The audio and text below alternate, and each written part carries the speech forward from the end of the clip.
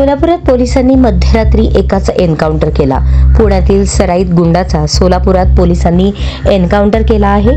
मोहोळ तालुक्यातील लांबोटी येथे घरात लपून बसलेल्या आरोपीला पोलिसांनी ठार केले।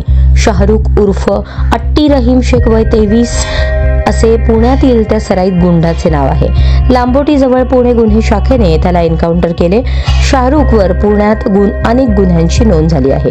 शाहरुखवर पुणे शहर आणि जिल्ह्यातील हडपसर, वानवडी, कोंढवा, काळेपडळ या पोलीस ठाण्यांमधून सुमारे 15 गंभीर स्वरूपाचे गुन्हे दाखल आहेत। त्यामुळे त्याच्यावर मोक्का अंतर्गत कारवाई करण्यात आली होती। मोक्काच्या गुन्ह्यात शाहरुख फरार होता। शाहरुखला अटक करण्यासाठी पुणे पोलीस सोलापूरमध्ये दाखल झाले होते, पण शाहरुखने पोलिसांवर गोळीबार केला। त्यामुळे पोलिसांनी प्रतिहल्ला करत शाहरुखचा एन्काउंटर केला।